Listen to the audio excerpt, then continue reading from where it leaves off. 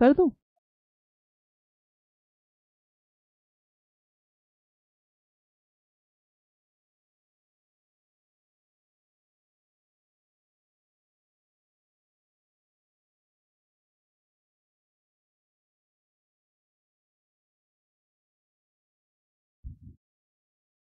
Hello everyone, welcome to the BISP Solutions. Today we'll start with the tax automation topic. So first we'll understand what is tax automation and how do we do it. So tax automation is basically as among the key processes that provide data for the core tax calculation. It represents the link between the book data and the tax data. Tax automation process allows you to calculate permanent and temporary differences directly from the source financial data in the general ledgers or from the financial consolidation system. The automation of the permanent and temporary differences streamline your tax provision processes. So using the tax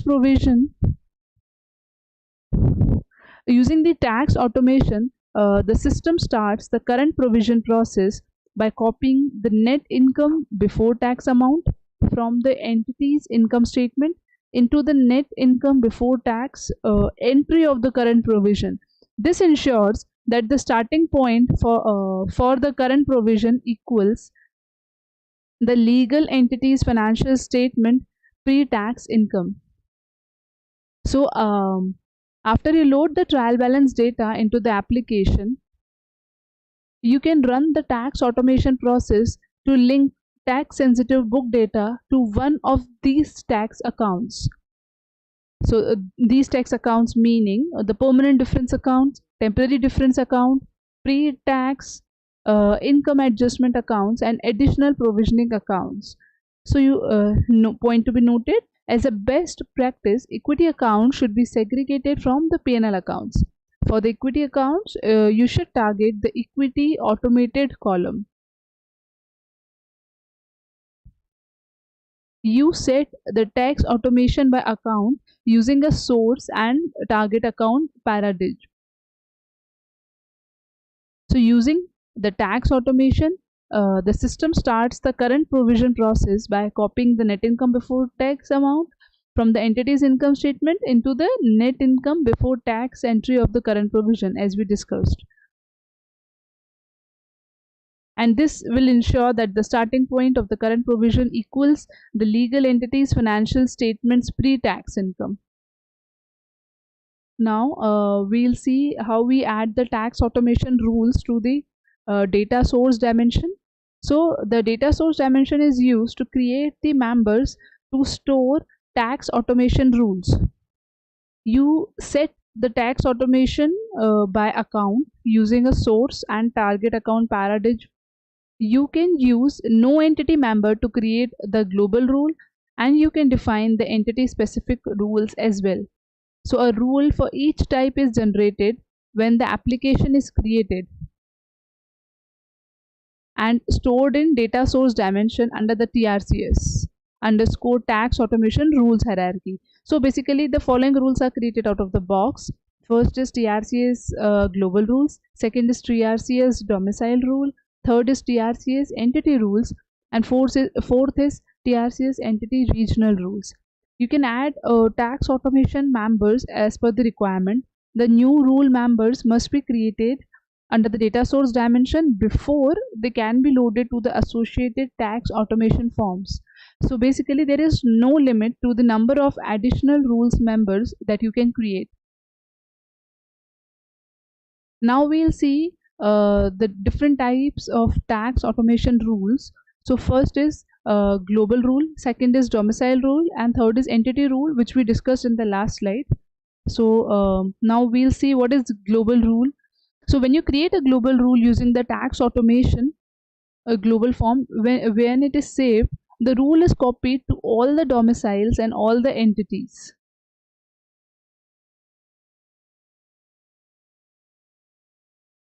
So basically, it is applicable on the whole, or we can say the full application, the global rules. So here it says the global rules applies to all the domicile and entities. If required, the global rule can be overridden at the domicile or entity level. Second is domicile rule. So when you create a domicile rule using the tax automation domicile form, when it is saved, the rule is copied to all the entities that belong to that particular domicile. If required, this rule can also be overridden at the entity level. And the third is entity rule. So it is applied directly to a particular entity. So the difference is global rule is applicable on full application. Domicile rule, we can assign the domicile for that particular entity, like United States, and it will be applicable on that particular domicile. Entity rule, it is applicable on that for that particular entity only. So these all rules can override each other. Now, if you want to add new automation tax members to the data source dimension, you this is the procedure. Like from home page, you need to click the application and then overview, and then click the dimension tab. You need to then under the data source member, create a data source member that you require to store your tax automation rules, and then you have to create the new rules. Then add the new rules to the tax automation form. Now we'll see the tax automation rule logics. So to enhance the flexibility of the tax automation, you can create multiple tax automation rules for each account, to which you can apply more than one rule, or you can assign more than one source account or multi-gap source account. So basically there are no restrictions on the number of rules that can be created. And the additional rules enables you to define the logic to be applied. So the different logics include, first is the pull logic, second is the move logic, and third is the squeeze logic. So the pull logic pulls a member from the income statement account. It then multiplies by a factor and then assign it to a tax account. This is generally used for the permanent differences. So basically it takes the specified percentage of the source account and applies it to the target account. For example, suppose source account is 100. Source account is 100 and your pull percentage is 50%. So 100, we want to pull this 50% of the source account. So 100 into 50% equals to 50. So this will come in my target. Second logic is move, that is the movement. It takes a difference between the current period amount of the source account and the last period of the prior year's amount of the source account and applies the amount to the target account. That means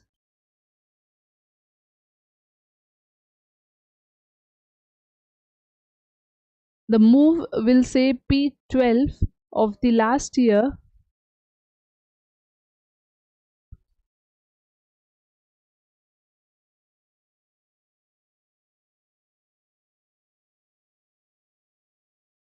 minus any period of the current year.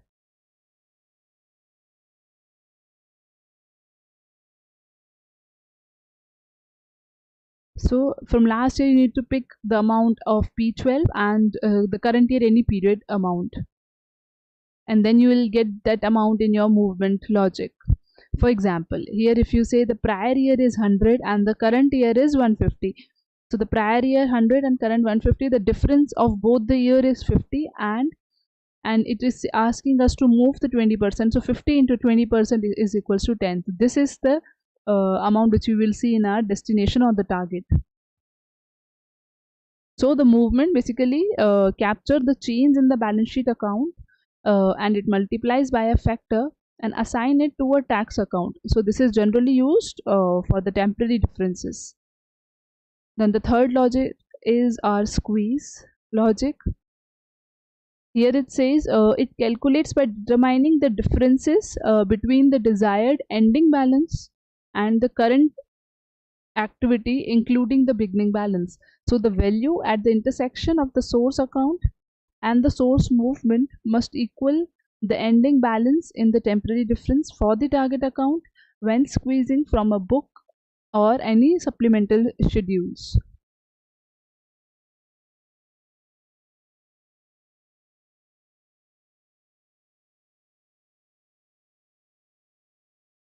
Okay, so here are also some other tax automation rule logics. The first is annualize, second is de-annualize.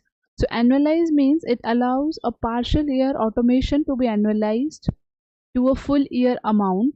Now we'll take one example. Here it says the trial balance has been loaded in P03, that is in third month, and the meals and entertainment expense for the third month ending 31st March is $36,000. Now if you want to annualize it, so what you have to do to annualize to a full year or a 12-month estimate, first it needs to be converted to a 1 month and then multiplied by 12. So here it says it is the 36,000 is for 3 months. So how much will be for the 1 month? It will be 36,000 divided by 3, 12,000, and then, and if you want to annualize it now, this into 12. So this you will see in your the target, that is 144,000. The 144,000 amount must be converted, sorry, here it is then converted to a full month amount or 144,000. And if you want to de-annualize it, so it allows a full year value to be de-annualized to a partial year amount based on the period of the rule. For example, the meals and entertainment expense for the prior year ending 31st December 2019 is 1,44,000. Now if you want to de-annualize it, or you want to do a 3-month estimate, so first this 1,44,000, if you want to de-annualize it, you need to divide it by 12, so you'll get a monthly. And if you want to calculate the 3 months, then this into 3, right? The 3-month value is 36,000, or the 12,000 is monthly amount. Now if you want to do the national adjustment, so it allows for adjustment, for example, reversal of the national permanent or temporary difference in the regional provision. For example, any period, that is reversal of the, if you say the reversal, like any national adjustment, if it is $1 lakh, so 1 lakh, if it is $1 lakh, then if you want to reverse it, either you can do it directly minus 1 lakh, so or you can write it in this into 100%, and in starting if you write the minus sign.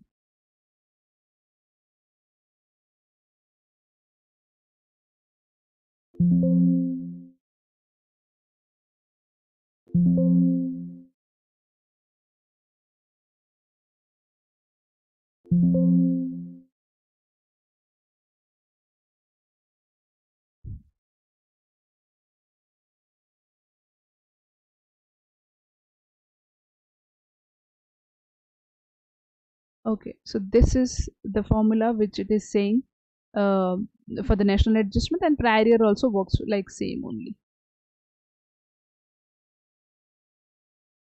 And here you can see the if you want to manage the tax automation for multiple domiciles, you can follow the same like we were doing it for global domicile. Okay, so now let's review the column of the tax automation page.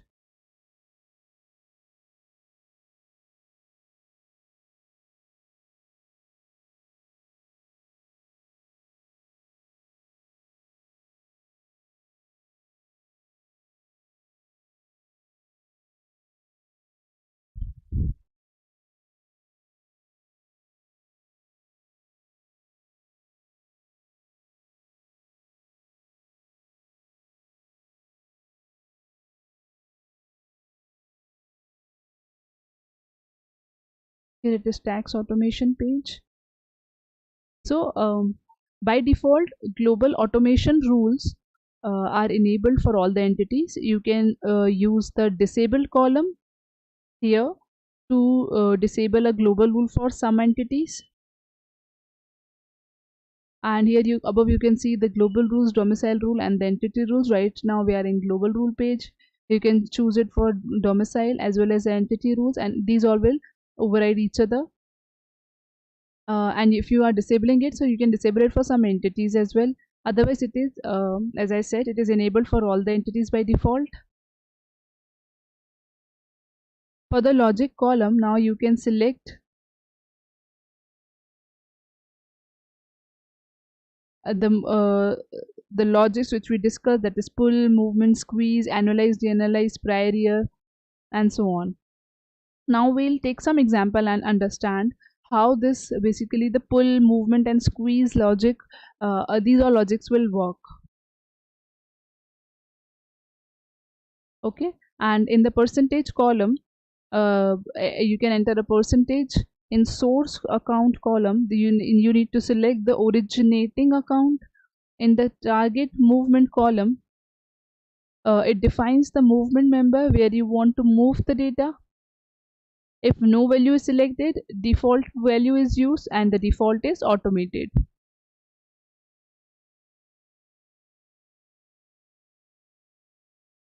The other adjustments, automated and equity automated options, and it do not impact the current year but do impact the deferred tax calculation. Alright, now we'll start with first understanding the pull logic, what is its implication and how this how we can read this. So if you see, this is my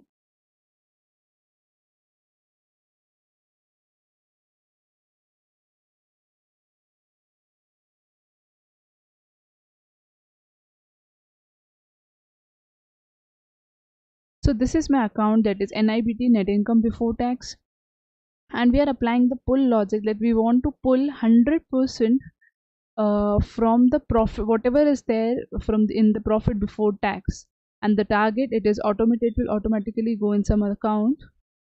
So I want to pull 100% of this. Now let us see how to do this.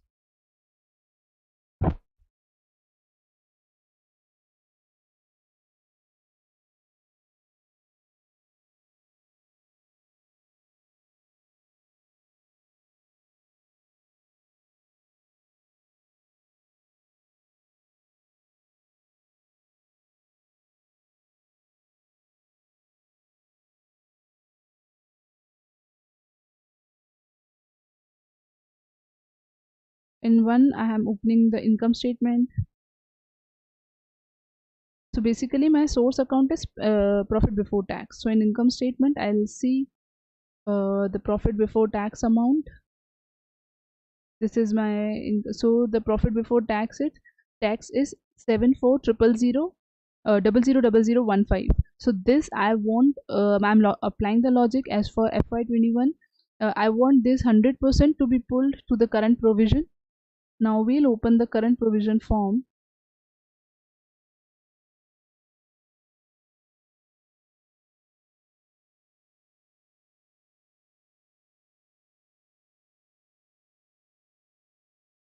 We are looking for FY21 P12 entities operations USD and all the base level members, and we'll search for the net income before tax. So if you see, this is my automated. So the target here, if you can see here, it automated, that is 74,000,015. So we are pulling 100% and the target movement is my automated, so it is coming in this movement, automated movement, and the account is net income before tax, and 100% it is pulling from there, from the income statement and to the current provision page. So this is the way how the pull logic works. Now if we see in on this, that is meals, here now it is again the pull logic, but the percentage is 50% and the source account is meal and the target movement is automated. Now we'll see this also. First we'll see in the income statement the meals.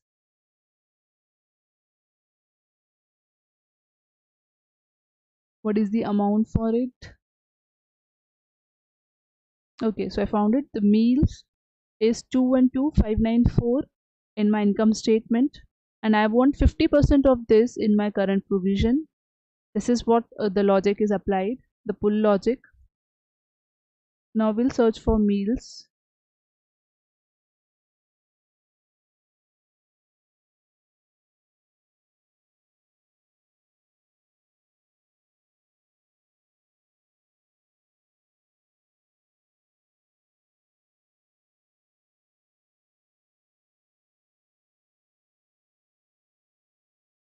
Okay, so this is my meals and this is 106,297. So if we see, this is 212,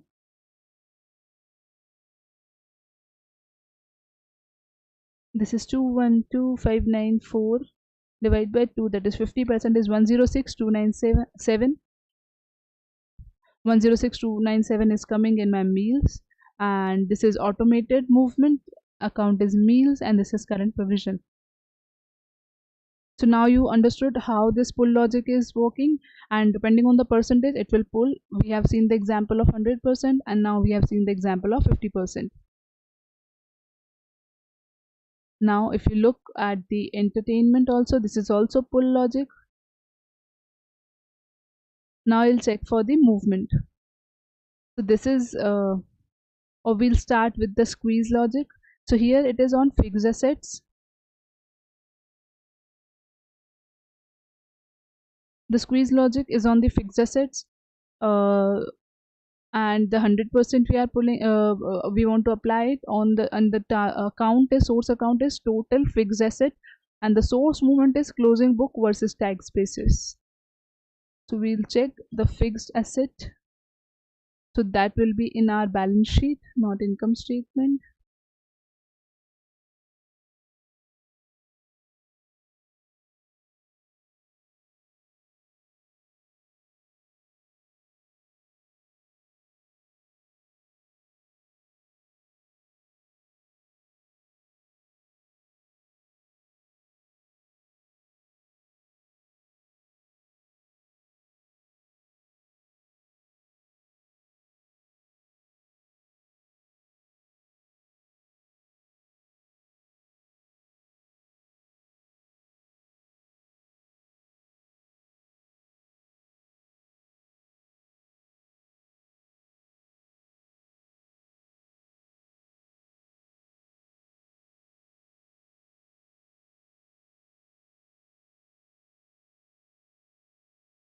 Okay, we'll open the balance sheet from the forms, that is tax provisional, national, and forms.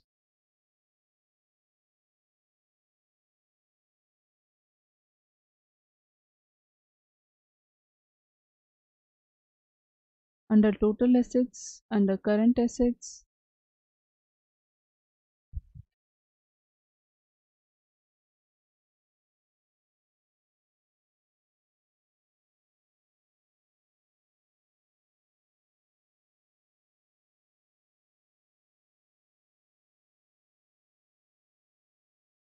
so these are my basically the fixed assets.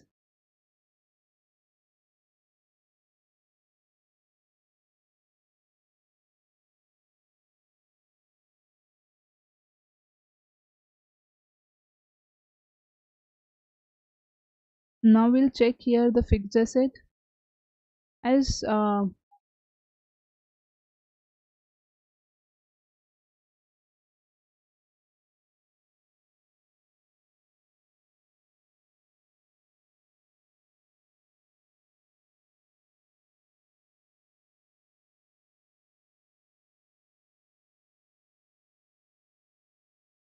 so here if you see my fixed asset is 0 in current provision.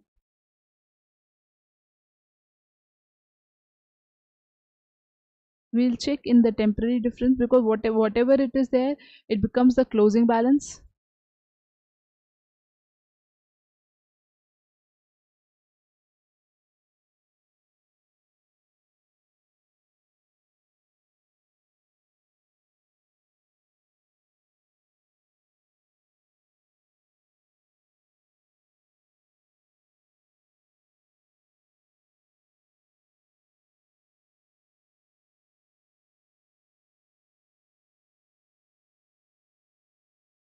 As there is nothing in our fixed asset book depreciation, we can pick some another like the miscellaneous one. Just for showcasing how this squeeze will work, I'll pick the miscellaneous account, and that we can check here.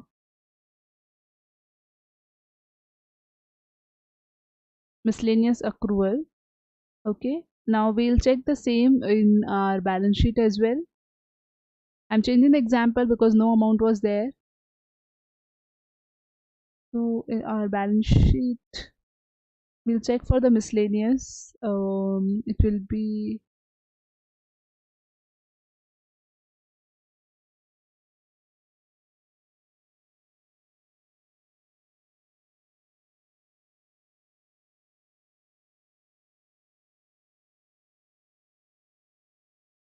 okay. So miscellaneous maybe is the expense. So we'll check in the income statement.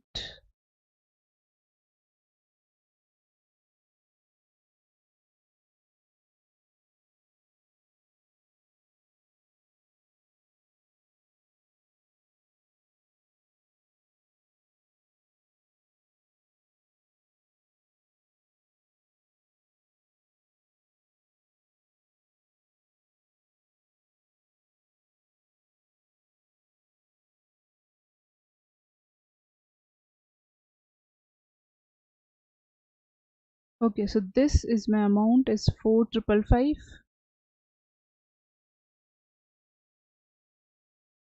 and the 80% of it will be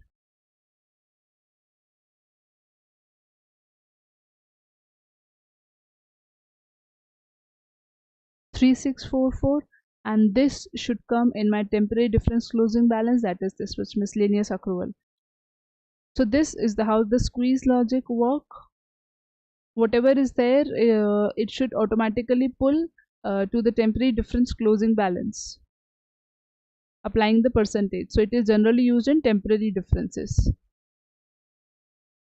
Basically it fix whatever is there in closing balance. It fixes the temporary difference closing balance. Now we'll go and see for the similarly you can apply the movement logic, that is 100%. Now we'll see the difference, that is allowance for bad debt. Now that will be in our balance sheet. Allowance for bad debt. Oh, that will be in accounts receivable.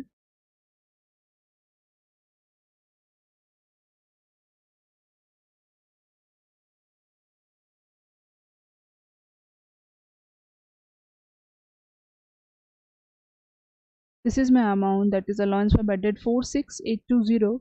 Now we'll check the same in our current provision, but the movement logic says P12 of the last year and any period of the current year. So first we'll check for the we'll check the same amount in the last year. So here it is 46820. 46820 is in my FY21. Now we'll check for FY20, and the difference between both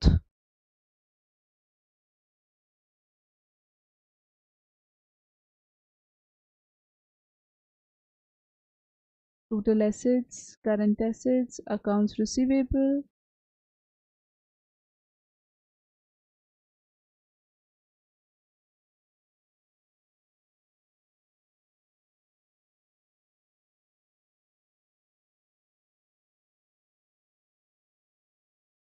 Okay, allowance for bad debt. So in FY20 there is no amount in allowance for bad debt, so here it should be 0. And now the difference between both and applying, and now the percentage, if you check, it is 100%. See, the movement is 100%, source account is allowance for bad debt, and target is automated. So the amount should come in current provision in allowance for bad debt should be 46820 only. We'll check that.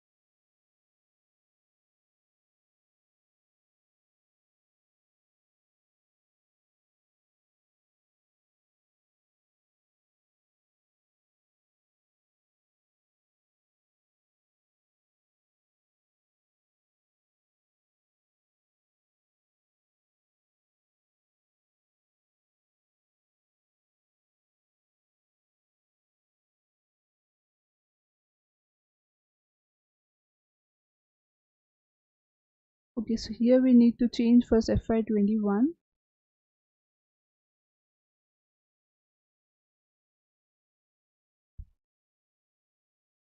Now we can check in our total temporary difference. The bed date is 46820.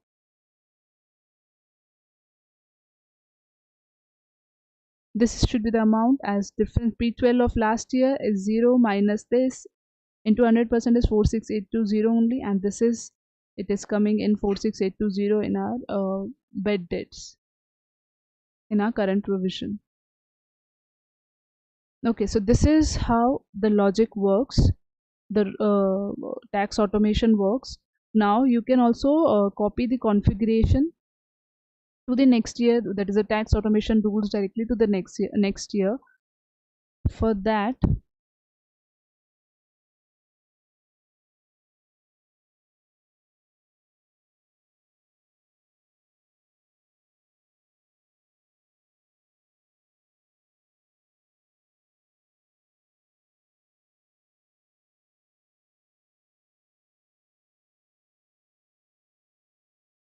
under configuration you can see the copy configuration. So here we have the copy configuration by entity or rollover by entity. So here it works, all the work is majorly done by the copy configuration. So I want to copy the configuration, that is a tax automation rules. I'll on the left I'll enter the source, on the right I want to enter the target. Source, it says define a slice of data to be copied and define where the source data will be copied. So here I want the scenario is actual year as FY21, the period was P12, and I want to copy it to FY22, and the period should be P1. Scenario will be actual. Run.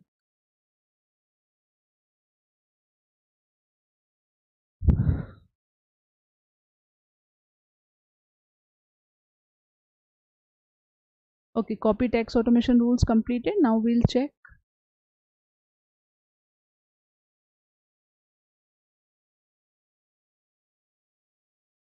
I'll change here FY22 and the period is P1.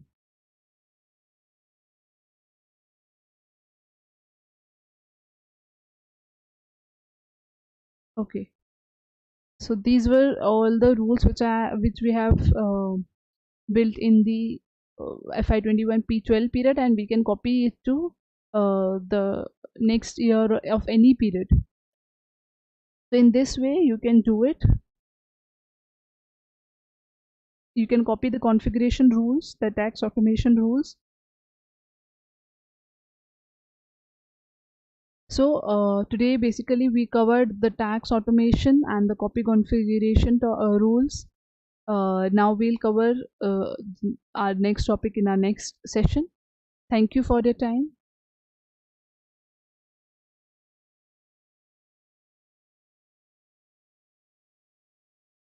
Thank you for listening patiently. And if you have any questions, please contact the BISP Solutions. Thank you.